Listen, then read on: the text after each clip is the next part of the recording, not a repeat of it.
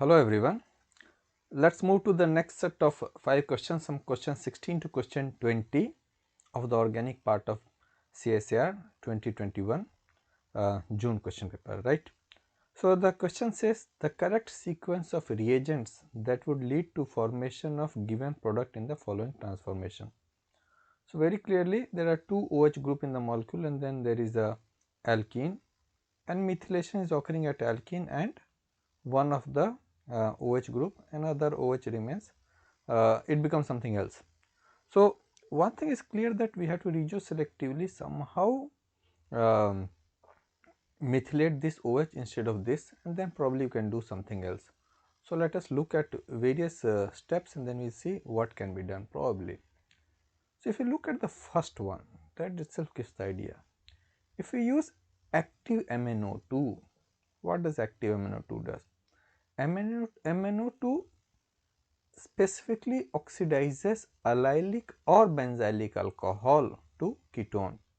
So this OH is your allylic alcohol, correct? Whereas this alcohol is isolated alcohol. So that's the only difference. If you have to differentiate between these two, you have to find out what is the exact difference. So difference is this is allylic and this is isolated OH. So this can be oxidized in presence of MnO2.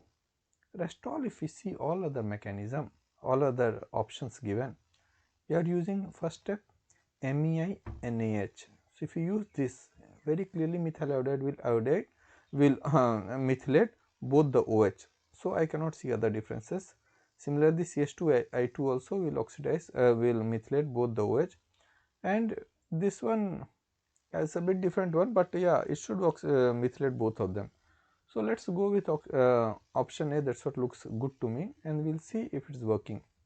So first step will be oxidation using MnO2 and we get this specific oxidation of OH, allylic OH into ketone. Let us look at the mechanism. So that is what it happens.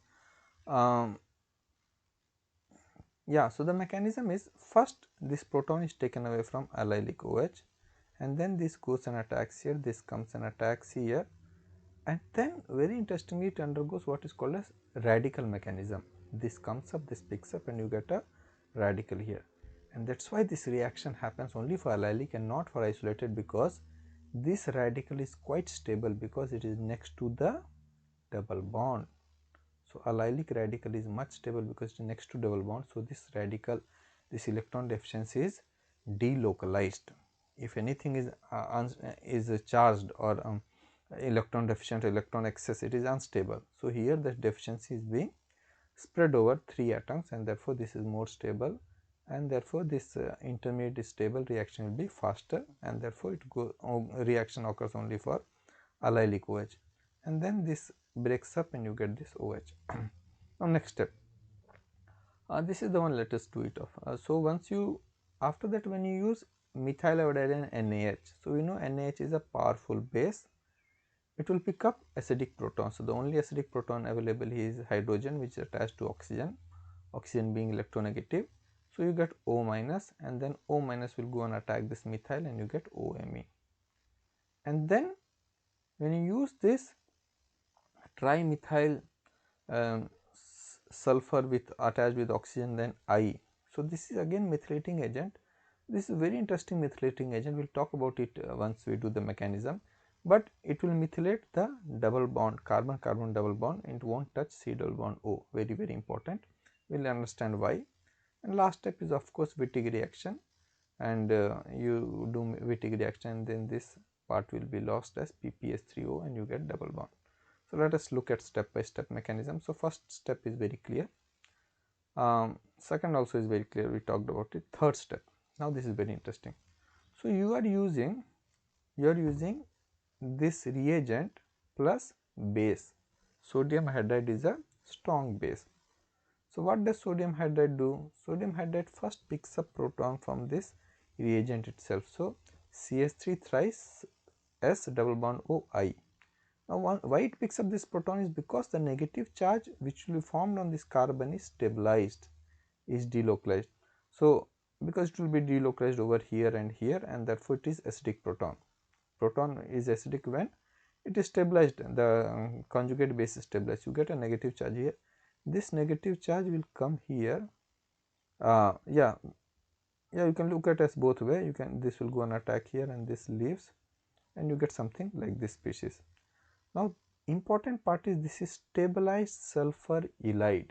This is stabilized sulfur ylide. Ylide means both the charges positive and negative are there on the same molecule next to each other.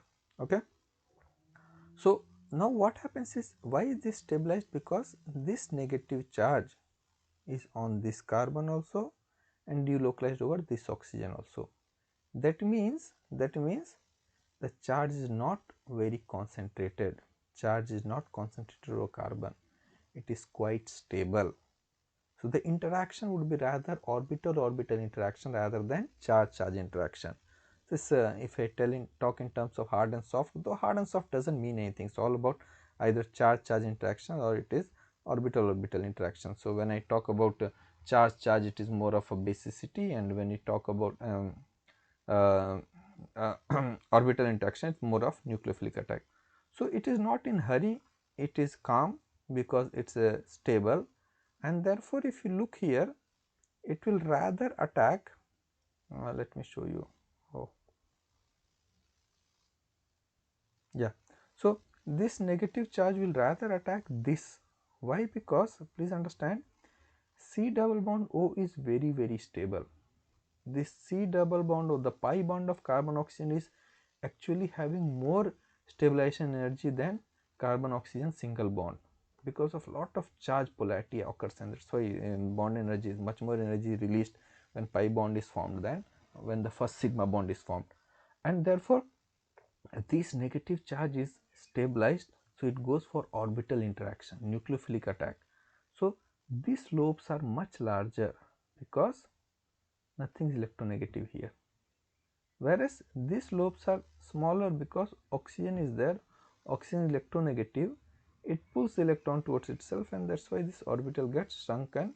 Of course orbital lobe of oxygen is bigger than this carbon, because we are looking at the, if you look at HOMO does not matter, but terminal lobes are generally larger than your middle lobes.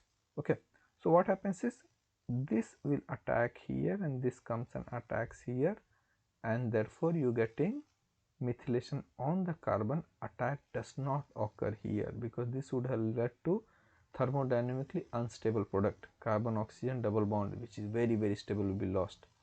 If it was concentrated negative charge, then of course, if it was very concentrated negative charge, then of course it will be charge-charge interaction, because here there is much more positive polarity than here, okay, than here, and therefore it would have attacked here. But because this stabilized, is no hurry to attack, it will not go and attack something and become unstable product, rather attack occurs here. This is a charge-charge interaction, so it's a orbital-orbital interaction, and then you get this product, and DMSO comes out as a side agent. And final step is of course your Wittig reaction. So you are having PPS3 thrice and CH3Br. So once you take a base, it takes a proton, you get a negative charge. Now this goes out, you get a negative charge on this carbon. Okay, Br goes out and you get positive negative. It's kind of like this, but please understand, double bond exists, double bond character, but double bond character is not very prominent. It's more of a ylide than a negative charge, than a double bond, because carbon phosphorus bond is very long. Phosphorus is in 3p, whereas this carbon has valence electrons in 2p. 2p 3p size is much different, phosphorus size is much bigger than carbon, therefore bond is not very stable. So they have pretty long bonds. So of course if something like this is there, phosphorus and carbon bond is so long, so this negative to come and attack here and forming a very stable bond is not very efficient. So it's more of a single bond itself rather than double bond. Fine. Now this charge is not at all stabilized, lot of negative charge, so it will undergo what is called a charge-charge interaction. A lot of positive polarity on this carbon, so this negative goes and attacks on this positive, this comes up, and this goes and attacks here, and this goes out, and you get this. So this is your product. Thus the answer is option A. Moving on, Next question says the major product formed in the following reaction is. So you are having this. So see this reagent. This reagent is alpha haloketone. Ketone is the alpha halo, and you are using a kind of base. It's a weak base, but still it is a base. It looks straight away like Favorsky arrangement. If there was acidic proton and you use some base like this, immediately this proton would have been taken away, and this goes and attacks here, and you get a 3-membered ring. Those who don't know Favorsky arrangement, please stop the video right away, Google it, because if you do right now, you'll remember for a much longer time. That's how we remember, because there's so many things to remember, we always forget, but we should take such opportunities to remember. So it looks like a Favorsky arrangement, but it is not, because there is no hydrogen. It's a modified Favorsky arrangement because there is a proton here which is acidic, which can be abstracted and which will lead to formation of 3-membered ring. Okay, so let us look at the mechanism. So this will pick up this proton, you get a negative charge on nitrogen which goes here, attacks here, you get negative polarity here, and this is stabilized, you see negative charge stabilized, so this will go and attack here, you get a 3-membered ring. Thereafter Favorsky arrangement occurs, then NH2 goes and attacks here, you get negative charge on oxygen. Now this is interesting, this is what we have to look. When this negative charge comes back, will the ring open this side or will it open this side? This side we got isolated negative charge, highly unstable, that to tertiary negative charge. Whereas here when you get a negative charge, this negative charge is delocalized with this double bond, and nitrogen is much more electronegative than your carbon, so it will stabilize negative charge better on nitrogen than carbon, and therefore this comes down, this comes here, you get a negative charge here, and this negative charge will pick up proton and you get this. So this is the product, and therefore the answer is option C. Okay, next question. Now this was very tricky question, it took pretty long time for me to solve, but once I solved it, I realized it was not that tricky. The correct energy profile diagram for the above reaction is, so you are having A and B. So it's basically one molecule which tautomerizes, they are in equilibrium. And when they, how they know that they are in equilibrium? Because when they put this maleic anhydride, they saw that two products were formed, PA and PB. They saw that two products were formed, PA and PB. Now the question is, which energy profile explains them best? So the idea is this, basically one concept if we see, we will understand better. 3-membered rings are thermodynamically very unstable. Kinetically they are favored, it forms very fast, but very unstable. So if I compare between PA and PB, see, PA has 3-membered ring, whereas PB does not have 3-membered ring.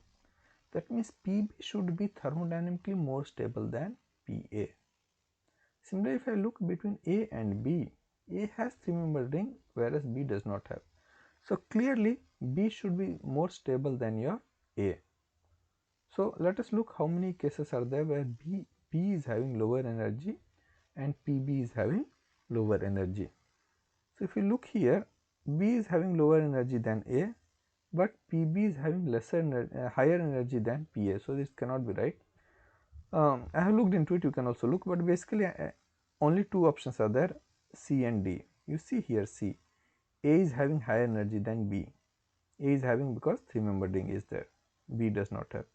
Similarly, PA is having higher energy than PB because PA has 3-membered ring, PB does not have.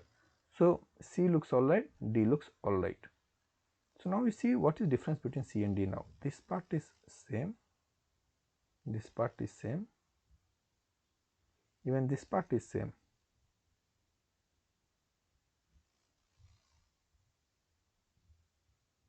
Only difference is these two. So for here, the first peak is smaller, second peak is higher. Here the first peak is higher, second peak is smaller. So what is first peak? From A to PB, A to PA, and second peak is B to PB. Now it's basically, you can look for yourself. It's a Wittig reaction. It's a Diels-Alder reaction, 4 plus 2. So this will go on attack here, this will go on attack here, it will come here and this will go and attack here. So now malic anhydride is the what's that called, as dienophile, dienophile for both the reaction. Only difference is diene which is different. So now we have to look into it. So you know, for Diels-Alder reaction the orbitals have to interact. It's a concerted mechanism. It's a lot about how molecules interact. Here it is 6-membered ring, lot of rigidity is there, okay, and that to strain 3-membered ring. So this will not deform much. Once it comes, immediately it will attack here and this will come and attack of here. Whereas this is 7-membered ring. In that 7-membered ring, only this part has to attack.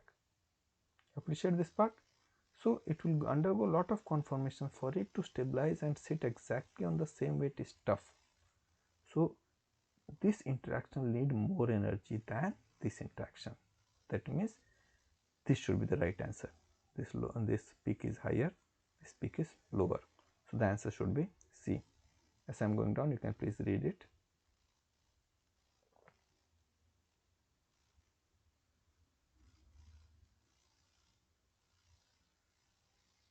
Okay, so answer is option C. Next question. The major product formed in the following reaction. So now this is Lindlar's catalyst. Remember H2PdCaCO3, this is Lindlar's catalyst. Here the palladium, the catalyst is being poisoned so that only triple bond reacts, double bond doesn't react, okay, and triple bond reacts and stops at double bond because it cannot reduce double bond further. So now there are 2 double bonds, so of course this should remain intact. Let us look. So option C we can remove off first away, first itself.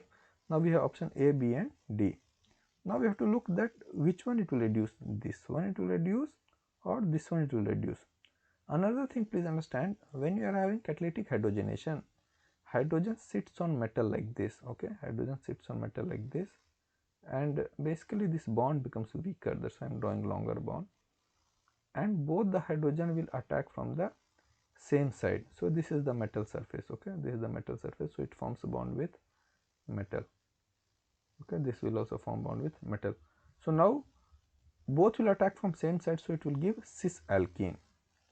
So very clearly this also can be removed because here trans alkene is formed. So now we are having options between A and D. So in D attack occurs. Let us remove everything else because it's looking quite cramped. So now we are very clear the answer will be option A or D. Now between A and D, if you see, in A this alkene is getting reduced, this alkyne is getting reduced to alkene, and in D this one is getting reduced. So what happens here is, please understand, SiMe3 is very large in size. It creates lot of steric hindrance. So H2 to approach with that catalyst becomes tough. So because you are having one, so reduced selectivity comes, so it will rather attack here. Apart from that, you can also see that this double bond will increase the electron density. So nucleophilicity of this is more than this one. Here this oxygen is also there, so oxygen also will donate electron. So this will increase electron density, this will increase. So this is definitely more favorable for forming double bond with hydrogen than this part, and therefore answer should be A, and you are getting cis alkene. Okay, whatever I have said, it is written here. You can pause it, but please read it. So last question for this video. The major product formed in the following reaction is, so this is, you are using Grubbs catalyst. So Grubbs catalyst means we are talking about metathesis. Metathesis is a very interesting reaction, we will talk about it. And we are using ethylene. So it's a common name, ethylene, everybody knows hopefully. Ethylene is nothing but ethene. So these are the products which are formed. So let us not even look at it, let us do.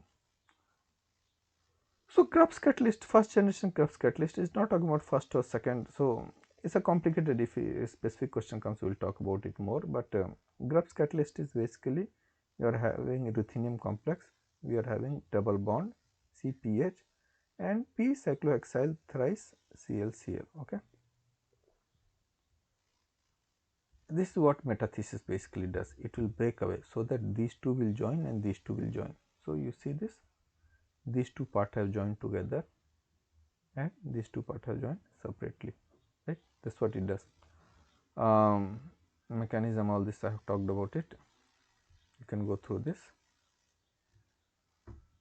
Let us look for our reaction. All these are very self-explanatory. I have explained thoroughly. You can please go through it. Here what it does. So here you see this methyl is pumping electron. Methyl is pumping electron. So in this it pumps electron. This is more electron dense.